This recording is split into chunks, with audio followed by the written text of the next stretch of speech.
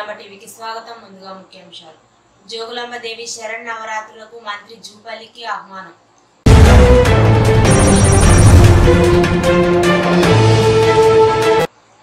హైడ్రా మీద తీవ్ర ఆగ్రహం వ్యక్తం చేసిన హైకోర్టు.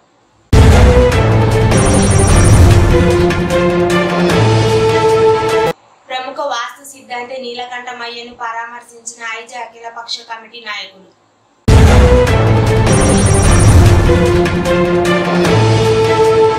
మల్లకల్ మండల పరిధిలోని పలు గ్రామాలలోని పర్యటించి పార్టీ కార్యకర్తలతో సమావేశమైన మండల బీఆర్ఎస్ పార్టీ నాయకులు డి శేఖర్ నాయుడు.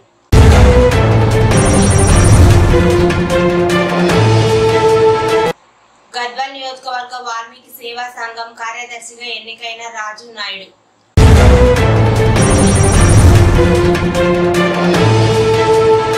నూతన గ్రంథాలయ చైర్మన్ ని కలిసి శుభాకాంక్షలు తెలియజేసిన బీబీఎస్ఎఫ్ యువకులు.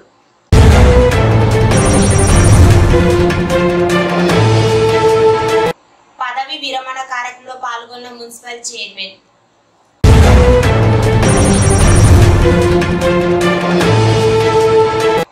మంత్రి ఉత్తమ్ కుమార్ రెడ్డిని పరామర్శించిన గద్వాల్ ఎమ్మెల్యే.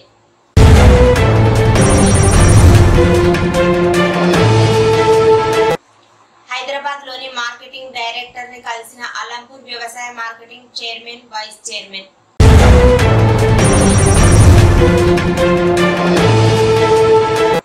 ప్రజావాణి కార్యక్రమాలతో ప్రజా సమస్యల సత్వర పరిష్కారం. Collector BM Santosh.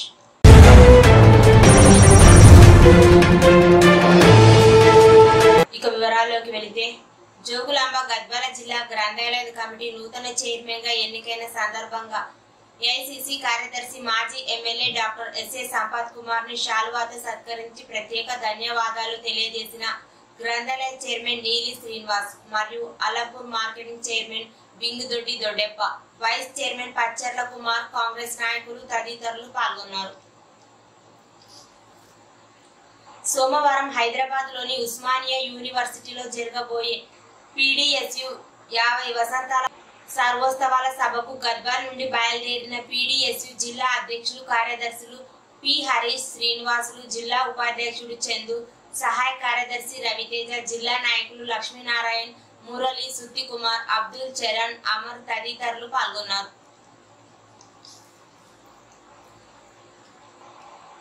తెలంగాణ రాష్ట్రంలోని ఏకైక శక్తిపీఠమైన అలంపూర్ జోగులాంబ అమ్మవారి ఆలయంలో అక్టోబర్ 3వ తేదీ నుండి 12వ తేదీ వరకు జరిగే శరణ్ నవరాత్రి మహోత్సవాలకు రావాలని ఆలయ ఈవో పురేందర్ కుమార్, ప్రధాన అర్చకుడు ఆనంద్ శర్మ, మంత్రి జూపల్లి కృష్ణారావుకు ఆహ్వాన పత్రిక అందజేశారు. ఉత్సవాల్లో భాగంగా భక్తులకు అన్ని రకాల సౌకర్యాలు ఏర్పాటు చేయాలని ఈవోను ఆదేశించారు.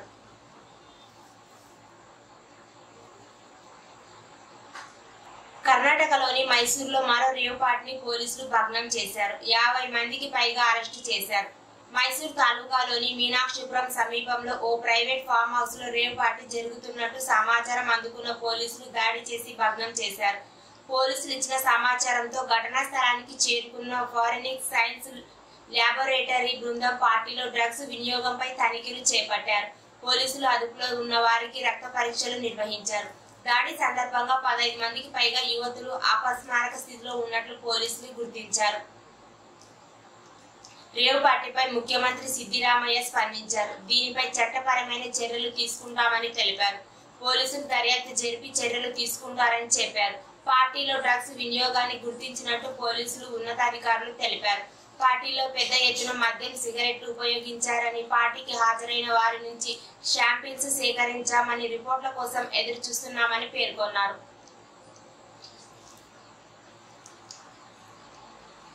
తిరుమల తిరుపతి దేవస్థానం కొత్త చైర్మన్ ఎంపికలో చంద్రబాబు మారుతున్న పరిణామాలను దృష్టిలో పెట్టుకోవాల్సిన పరిస్థితి వస్తోంది.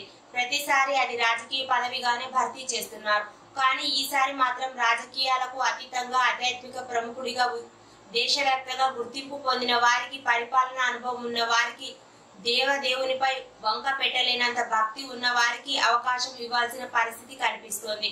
శ్రీవారి ఆలయ చైర్మన్ గా వైసీపీ నియమించినట్లుగా సుబ్బారెడ్డి, కరుణాకర్ రెడ్డి వంటి వాళ్లను నియమిస్తే ఇబ్బందులు వస్తాయి. టీటీడీ చైర్మన్ గా చేయాలని శ్రీవారి సేవ చేసుకోవాలని ఎంతమంది ప్రయత్నిస్తుంటారు. వీరంతా తిరుమల శ్రీవారి సన్నిధిలో చిన్న తప్పు జరిగినా మహాపాపం అనుకుంటారు. అలాంటి వారు పాలనా పగ్గాలు చేపడితే పక్కాగా అన్ని కార్యక్రమాలు జరిగిపోవడానికి ప్రాధాన్యం ఇస్తారని, అవకతవకలకు అవకాశం ఉండదని అంచనా వేసింది. ఆధ్యాత్మికతతో పాటు కొంత పాలన సామర్థ్యం కూడా అవసరమని భావిస్తున్నట్లు తెలిపారు. హైకోర్టుకు వర్చువల్గా హాజరైన హైడ్రా కమిషనర్ రంగనాథ్ కు చివాట్లు పెట్టిన హైకోర్టు. ఆదివారం రోజు ఎందుకు కూల్చివేతలు చేశారో చెప్పండి, నోటీసులు ఇవ్వకుండా ఎలా కూల్చివేతలు చేస్తున్నారో చెప్పండి, పత్రికలు చెప్పినట్టు వింటున్నారా లేక లా ఫాలో అవుతున్నారా, హైడ్రాకు ఉన్న చట్టబద్ధత ఏంటో చెప్పాలి. మీరు చట్టాన్ని ఉల్లంఘించి కూల్చివేతలు చేస్తున్నారు. ఆదివారం కూల్చివేతలు చేపట్టవద్దని ఇదే హైడ్రా ఇచ్చిన ఆదేశాలు మీకు తెలియదా అని అన్నారు.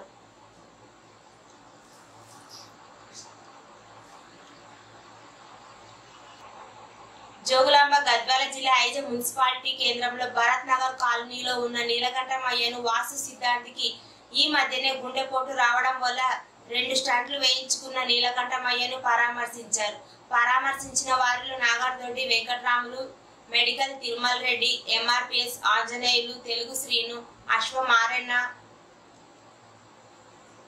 ఎల్ఐసి కృష్ణ తదితరులు పాల్గొన్నారు. మహబూబ్ నగర్ జిల్లా కలెక్టర్ విజయేంద్రతో కలిసి ఇందిరా మహిళా శక్తి క్యాంటీన్ ను ప్రారంభించిన దేవకద్ర ఎమ్మెల్యే జి మధుసూదన్ రెడ్డి. అనంతరం ఎమ్మెల్యే జిఎంఆర్ మాట్లాడుతూ మహిళా సాధికారంతోనే సమాజంలో అభివృద్ధి సాధ్యమవుతుందని అన్నారు. మహిళలు సామాజికంగా, ఆర్థికంగా అన్ని రంగాల్లో ముందుండాలనే లక్ష్యంతో కాంగ్రెస్ ప్రభుత్వం మహిళా శక్తి పథకాన్ని ప్రవేశపెట్టిందని అన్నారు. మిల్క్ పార్లర్లు నిర్వహణ బాధ్యతలు తమ ప్రభుత్వం ఐకేపీకి అప్పగించిందని తెలిపారు. అంతేకాక పాఠశాలను పునరుద్ధరించేందుకు తలపెట్టిన అమ్మ ఆదర్శ పాఠశాల కమిటీలను సైతం డ్వాక్రా సంఘాలకే కాంగ్రెస్ ప్రభుత్వం అప్పగించిందని, ఔత్సాహిక మహిళలు తమ ఉత్పత్తులను విక్రయించేందుకు శిల్పారామంలో ఉచితంగా ప్రత్యేక స్టాల్స్ సైతం ఏర్పాటు చేశామని, స్కూల్ యూనిఫామ్లను కుట్టే బాధ్యతలు తదితర అన్ని రంగాల్లో మహిళలకు ప్రోత్సాహం ఇస్తూ మహిళా సాధికారత దిశగా కాంగ్రెస్ ప్రభుత్వం కృషి చేస్తుందని పేర్కొన్నారు. మహిళలు స్వయం సహాయక గ్రూపుల ద్వారా రుణాలు తీసుకొని వ్యాపార రంగంలో రాణించాలని అన్నారు. హైదరాబాద్ కలెక్టరేట్ ముందు మూసీ పరివాహక ప్రాంతం బాధితుల ఆందోళనలో పాల్గొన్న సిపిఎం నేతలు, ప్రజా సంఘాలు.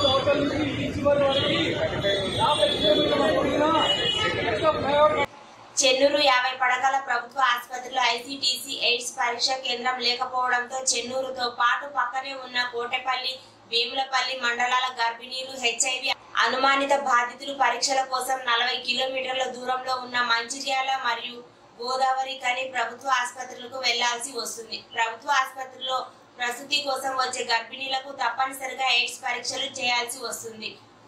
వ్యాధి నిర్ధారణ అయిన వారు 3 నెలలకు ఒకసారి మందులు తీసుకోవాల్సి ఉంటుంది. గ్రామీణ ప్రాంతాలకు చెందిన రోగులు, అనుమానితులు ఆర్థిక ఇబ్బందుల కారణంగా అక్కడికి వెళ్లలేక తీవ్ర ఇబ్బందులు పేద ప్రజలు ఎదుర్కొంటున్నారు. చెన్నూరు ప్రభుత్వ ఆసుపత్రిలో 2007 ఐసీటీసీ కేంద్రాన్ని ప్రారంభించారు. దానిలో 40,000 పైచిలకు హెచ్ఐవి పరీక్షలు నిర్వహించారు. అందులో 12,814 మంది గర్భిణీలు పరీక్షలు చేయగా 31 మందికి వ్యాధి నిర్ధారణ అయ్యింది. 27,000 మంది అనుమానిత స్త్రీ పురుషుల్లో 341 మందికి హెచ్ఐవి సోకింది. చెన్నూరులోని ప్రభుత్వ ఆసుపత్రి ఐసీటీసీ కేంద్రం పరిధిలోని 372 మంది ఎయిడ్స్ రోగులు ఉన్నట్లు తెలిపారు.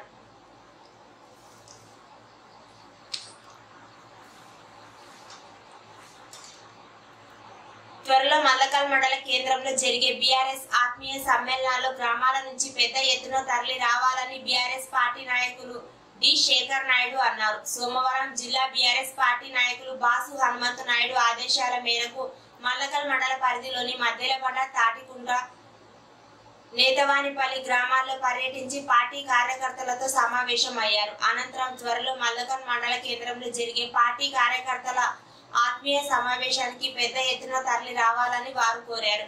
ఈ కార్యక్రమంలో ఎస్ రాము, తిరుమలేష్, నాగరాజు, వీరేష్, కామేష్, జనార్దన్, వీరేష్, రమేష్, కర్రన్న, సత్యన్న, నరసింహులు, సోమన్న, కృష్ణ, నాగరాజు, వెంకటన్న, వివిధ గ్రామాల పార్టీ నాయకులు, కార్యకర్తలు తదితరులు పాల్గొన్నారు. బెంగళూరు నుంచి వరంగల్ వైపు వస్తున్న ఓ ప్రైవేట్ ట్రావెల్స్ బస్సు సోమవారం ఘోర ప్రమాదానికి గురైంది.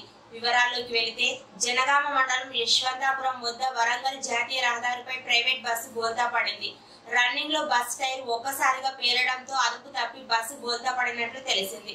బస్సు బెంగళూరు నుంచి వరంగల్ కు వెళ్తుండగా ఈ ప్రమాదం చోటు చేసుకున్నట్లు తెలుస్తోంది.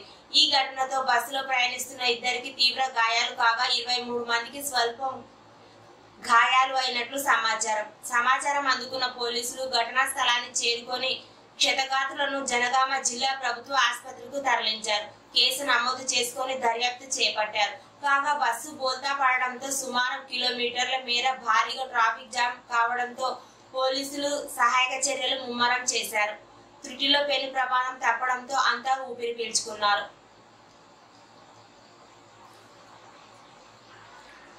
గద్వాల్ తాలూకా వాల్మీకి నూతన కమిటీ నందు మెంబర్ గా ఏకగ్రీవంగా ఎన్నికైన నెమలికంటి వెంకటరాములుకి శుభాకాంక్షలు తెలుపుతూ ఘన సన్మానం చేసిన 32వ వార్డు కాంగ్రెస్ పార్టీ నాయకుడు నెమలికంటి ధర్మానాయుడు, కుర్మయ్య, నెమలికంటి రామాంజనేయులు, నెమలికంటి వీరాంజనేయులు, పెద్దరాజు తదితరులు ఉన్నారు.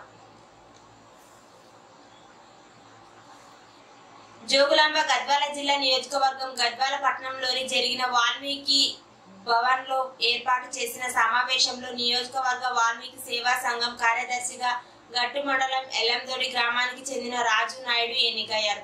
ఎన్నికైన రాజు నాయుడుకు బాసు హనుమంతు నాయుడు శుభాకాంక్షలు తెలిపారు. జోగులాంబ గద్వాల జిల్లా గ్రంథాలయ చైర్మన్ గా ఎన్నికైన నీలి శ్రీనివాసులు వాల్మీకిని బీబీఎస్ఎఫ్ యువకులు కలిసి శాలువాతో సత్కరించి శుభాకాంక్షలు తెలిపారు. ఈ కార్యక్రమంలో రాష్ట్ర ఉపాధ్యక్షులు బిబి రాములు, రాష్ట్ర ప్రధాన కార్యదర్శి కొంకల జగదీష్ నాయుడు, రాష్ట్ర కార్యదర్శి కార్తిక్ నాయుడు, మద్దూరు శివాజీ, యువ నాయకులు ఎల్కూరు వెంకటేష్, సోహెల్ తదితరులు పాల్గొన్నారు.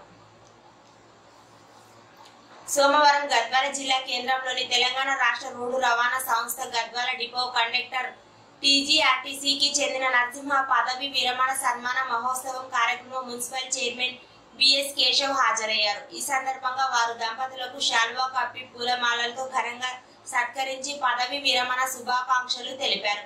ఈ కార్యక్రమంలో కౌన్సిలర్ శ్రీమన్నారాయణ, కాంగ్రెస్ పార్టీ నాయకులు రజిత్ క్రాంతి, జనార్దన్ రెడ్డి, రామ్ చందర్ మరియు తదితరులు పాల్గొన్నారు.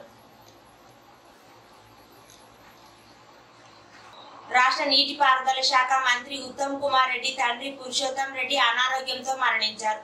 ఈ విషయం తెలుసుకున్న గద్వాల్ ఎమ్మెల్యే బండ్ల కృష్ణమోహన్ రెడ్డి సోమవారం హైదరాబాద్ లోని ఉత్తమ్ కుమార్ రెడ్డి నివాసంలో వారి తండ్రి చిత్రపటానికి పూల మాలలు వేసి నివాళులర్పించి మంత్రిని పరామర్శించారు. మూసీ ప్రాజెక్ట్ పేరుతో దేశంలోని అతిపెద్ద కుంభకోణానికి తెరలేపారని కేటీఆర్ అన్నారు.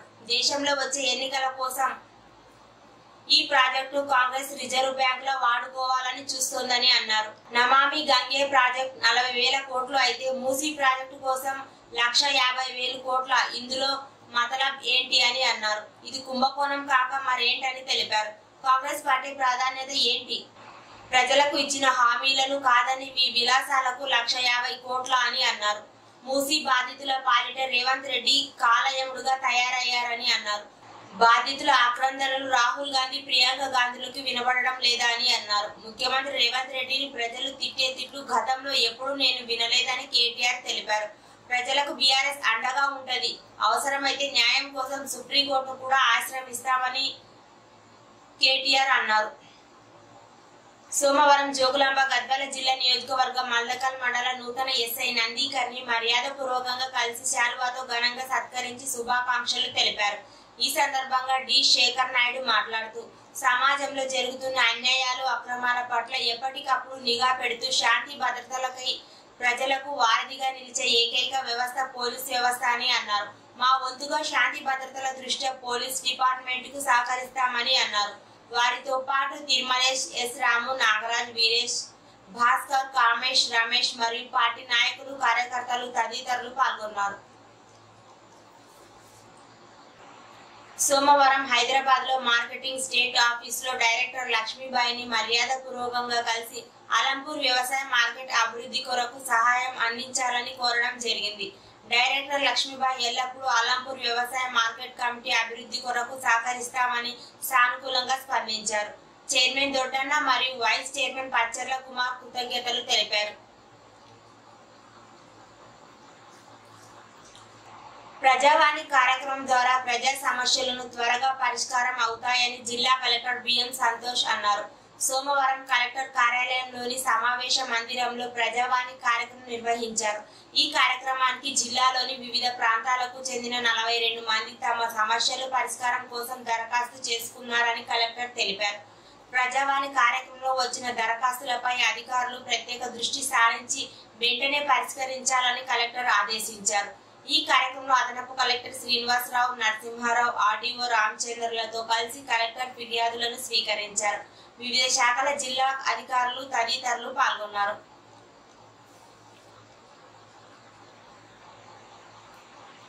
జోగులాంబ గద్వాల జిల్లా అదనపు కలెక్టర్ గా వి లక్ష్మీనారాయణ సోమవారం బాధ్యతలు స్వీకరించారు. సమీకృత జిల్లా కార్యాలయ సముదాయంలో తన ఛాంబర్ కు చేరుకొని బాధ్యతలు చేపట్టారు. అంతకు ముందు ఆయన కలెక్టర్ బిఎం సంతోష్ ను క్యాంపు కార్యాలయంలో మర్యాదపూర్వకంగా కలిశారు. ఇంతకు ముందు జీహెచ్ఎంసీఎస్ హైదరాబాద్ లో ల్యాండ్ అక్వైజేషన్ విభాగంలో పనిచేసి జిల్లాకు అదనపు కలెక్టర్ గా బదిలీపై వచ్చారు. ప్రస్తుతం అదనపు కలెక్టర్ గా పూర్తి అదనపు బాధ్యతలు స్వీకరించిన శ్రీనివాసరావు యథావిధిగా special deputy collector land acquisition గా బాధ్యతలు స్వీకరించారు. కలెక్టరేట్ ఏవో భద్రప్ప కార్యాలయ సిబ్బంది, వివిధ శాఖల అధికారులు అదనపు కలెక్టర్ ను మర్యాదపూర్వకంగా కలిసి స్వాగతం పలుకుతూ శుభాకాంక్షలు తెలిపారు. చూస్తూనే ఉండండి జోగులాంబ టీవీ, ప్రతి క్షణం ప్రజల కోసం.